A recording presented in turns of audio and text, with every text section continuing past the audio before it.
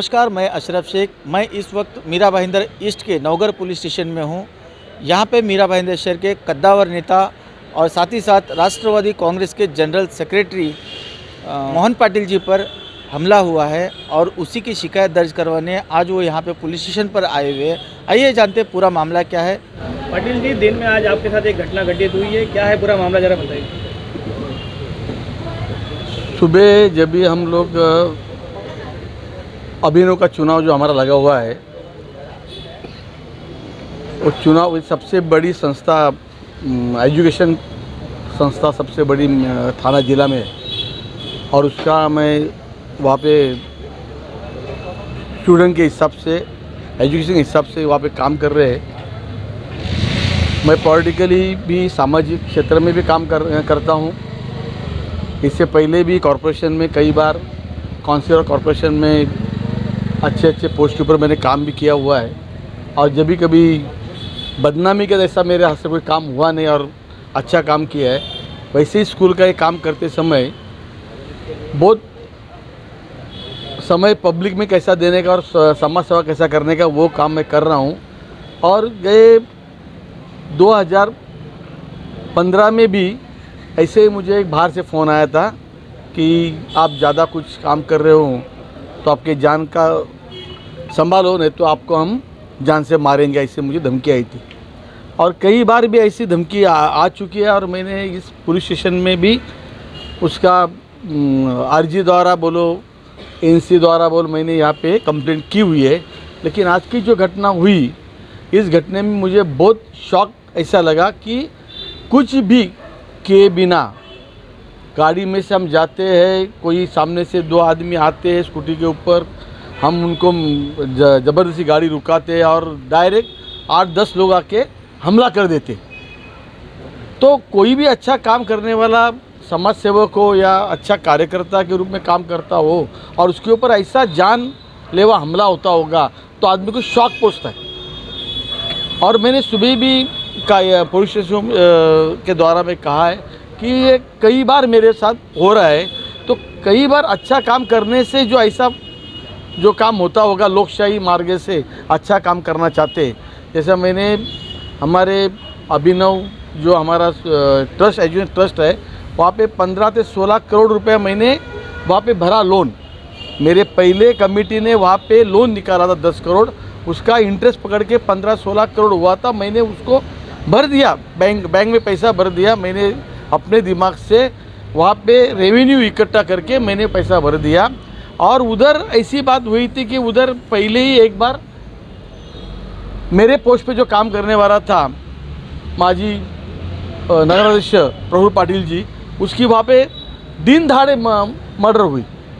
दिन दहाड़े वहाँ पे भी मुझे जान से मारने की धमकी भी मिली है। वहाँ पे कैसा आप काम करते हो हम देखते हैं, नहीं तो आप काम करेंगे तो हम आपको मारेंगे। और आज की स्थिति में भी वहाँ पे मेरे केबिन को, मेरी ऑफिस बिल्डिंग है, मेरे ऑफिस बिल्डिंग को ताला लगा के हमको बिहार यूपी जैसा करके हम लोग का उधर कार्यालय बंद करके, मैंने कार्यालय बंद करके हमको वहाँ पे आने का बंद कर दिया है। तो अच्छा काम करना या वहाँ पे स्टूडेंट का एजुकेशन काम अच्छा करना, उनको शिक्षा प्राप्त करना गुनाह है क्या? और ये जो हादसा हुआ उसके बारे में मैंने जब भी अपने यहाँ पे सीपी नहीं थे, एसपी थे, ग्रामीण था अपनी एरिया, वो ग्रामीण को एसपी साहब को भी मैंने वो ये तकरार वहाँ पे दी थी। उसके बाद में सीपी साहब को भी मैंने यहाँ पे तकरार दी है। क्या इसके पहले भी आप पे हमला हो चुका है? हाँ, पहले भी हम मुझे मारने की कोशिश किया है, मुझे दमदाटी आई हुई है। वहाँ पे कई लोगों ने बोला वहाँ पे आने का नहीं, मेरे कार्यालय को ताला लगाया हुआ है।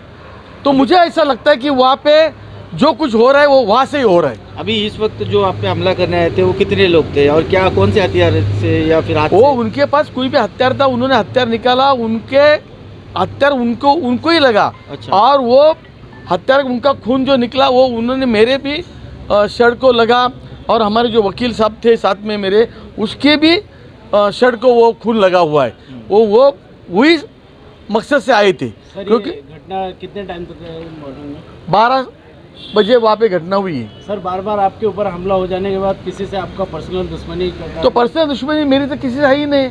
मैं सही तरह काम करता हूँ, आज़ाद शत्रु हूँ मैं, मुझे कोई लगता नहीं बॉडीगार्ड कुछ करता नहीं, मैं गलत काम तो कुछ करता नहीं। क्या धाराएं लगाई हैं पुलिस ने? क्या अभी वो धाराएं कुछ लगाई नहीं, मैंने एफआईआर दर्ज किया हुआ है, वो अपने साहब का उनको आदेश आएगा वो हिसाब से वो धाराएं लगाने वाले। लेकिन बार बार हम लोग चुप नहीं बैठने वाले। अगर ये तो मोहन भाई है जो कंप्लेन वगैरह कर रहे हैं, इनके ऊपर 3 से 4 बार अटैक हुआ है। हम लोग ने अभी चूड़ियाँ नहीं पहनी हुई है, बंगड़ी नहीं पहनी हुई है। अगर हमको जवाब देने का पड़ा तो हम लोग भी जवाब दे सकते हैं और इससे अच्छा दे सकते हैं। ये बार बार जिस तरीके से इनके ऊपर अटैक किया जा रहा है और ऑफिस के ऊपर जिस तरीके से हमला किया जा रहा है, ये चलने वाला नहीं है। और ये समझ ले भाई सामने वाला जो इस वक्त देख रहा है कि अगर ज़रूरत पड़ी तो उसको घर से उठा के लेकर आएंगे हम लोग। और इसके साथ इसके लिए पूरा मीरा भाईंदर और पूरा नवगर गांव सब लोग मोहन पाटिल जी के साथ में घटना हुई थी उसको जरा विस्तार में बताइए।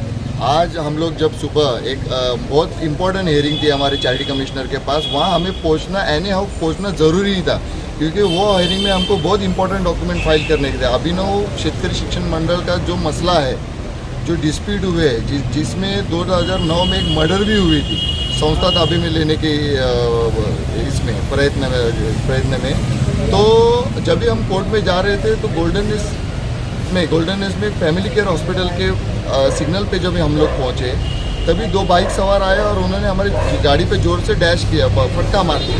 तो हम लोग ने उनसे पूछा कि क्या हुआ। वो देखने के लिए जब हम लोग बाहर उतरे तो अचानक से उन्होंने अभिनव शेतकरी शिक्षण मंडल के कार्याध्यक्ष मोहन पाटिल जी जो पहले उतरे थे गाड़ी से, उन पर हमला चालू किया। तो मैं पीछे बैठा था, मैं बाहर आने के बाद उन्होंने मेरे पे हमला किया और उसी परिसर में अलग अलग जगह पे 7 से 8 लोग खड़े थे पहले से ही, वो अलग अलग जगह से आके उन्होंने भी हम पे हमला चालू किया। वो हमले में एक युवक था, शायद वो गर्दी में उसके हाथ में चाकू था, वो मेरे पास मेरी उससे झटापट हो रही थी तो उसका हाथ कट गया शायद, क्योंकि हाथ से उसके ब्लड आ रहा था, उसने भी देखा। और वो जब ब्लड आने लगा तो उसने उसी हाथ से मुझे धक्का मारा, मेरे इस पर ब्लड स्ट्रेन आ गया और वो भाग गया। उसके बाद हमने 2 युवक को पकड़ा, भागने की कोशिश कर रहे थे। तो उनसे जब भी हमने पूछने की कोशिश की तो वो हमें सॉरी बोलने लगे, नहीं हमसे गलती हुआ। हमने गलती हुआ तो दूसरे लोग कौन थे, उसका जवाब वो नहीं दे रहे थे। तो हम लोग जब उनको पुलिस स्टेशन लाने की कोशिश कर रहे थे तो वो हमको धक्का देके स्कूटी से भाग गए। तो हमारे गणेश जी ने या पाटिल साहब ने जो एक विनती की है पुलिस प्रशासन की कि इसकी जांच-बीच होनी चाहिए, इसके पीछे कौन है। कहीं ये अभिनव में जो मसला चल रहा है उसके पीछे कोई राजनीति नहीं है, कोई कट तो नहीं है, इसकी भी बुआ आने आ रही है हमें, तो इसकी भी गंभीरता से इंक्वायरी होनी चाहिए और आरोपियों को ज़्यादा से ज़्यादा सख्त कलम लग के उनको ज़्यादा से ज़्यादा सज़ा होनी चाहिए। और सबसे इम्पोर्टेंट है कि इसके पीछे कौन है, इसकी खोज होनी बहुत ज़रूरी है। कहीं ना कहीं आपको ऐसा नहीं लगता कि लगातार इन पे कई बार हमले हो रहे हैं, तो सुरक्षा को लेकर भी इंतजाम करना चाहिए इनके? या हाँ, इसके बारे में 2019 से हम लोग लगातार पुलिस प्रशासन को पत्र दे रहे हैं कि हम पे हमला होने वाला है, हमारे पे दादागिरी हो रही है, संस्था का इलीगल कब्जा लिया गया हुआ है। इसके बारे में बार बार हम लोग पुलिस प्रशासन को पत्र दिए हुए हैं, पर आज तक मुझे नहीं लगता कि प्रशासन ने इसको गंभीरता से लिया हुआ है। पर आज वक्त आ गया है कि हम लोग विनती कर रही है कि पुलिस प्रशासन को माननीय जो नए अपने नवनिर्वाचित पुलिस आयुक्त साहब हम लोग हाथ जोड़ से आपकी विनती कर रहे हैं कि इसे गंभीरता से लीजिए, नहीं तो 2009 में जो हुआ था वो 2022 में ना हो। Thank you sir.